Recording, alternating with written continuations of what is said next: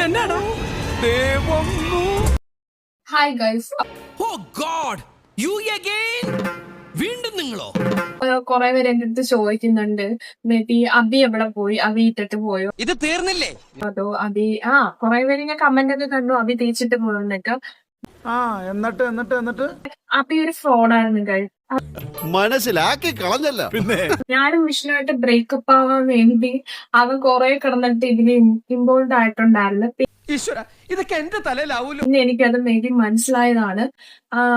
അബി കാരണം എനിക്ക് കുറെ പ്രശ്നങ്ങൾ തന്നെ ഉണ്ടായി. വെറുതെ പറയുന്നത്. ഈ ഒരു പ്രശ്നത്തെ ആവശ്യത്തിനെ പറ്റി കുറെ പറഞ്ഞു തന്ന് ഞാൻ അതെല്ലാം വിശ്വസിച്ചു. ഞാനിങ്ങനെ ഒരു കോമർകഴുതയായി പോയല്ലോ. തിരിച്ചറിവ് നല്ലതാ, തിരിച്ചറിഞ്ഞടാ. കുറെ കാര്യങ്ങളൊക്കെ പറഞ്ഞു തന്നു. ഇങ്ങനെ ഒരു സംഗതി ഇതിന്റെ പിന്നിലുണ്ടായിരുന്നു. പക്ഷെ എനിക്കത് അറിയില്ലായിരുന്നു. പിന്നെയാണ് കുറെ കാര്യങ്ങളൊക്കെ ഞാൻ അറിഞ്ഞതും.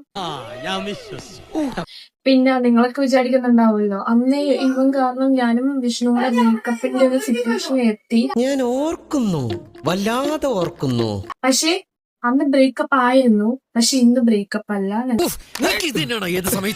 ഈ ഞങ്ങളുടെ റിലേഷൻഷിപ്പിലോട്ട് ഇവൻ ഈ അബി എന്ന് പറഞ്ഞവൻ വന്നപ്പോ തൊട്ടാണ് ഇങ്ങനെ കുറെ പ്രശ്നങ്ങൾ ഉണ്ടായത്.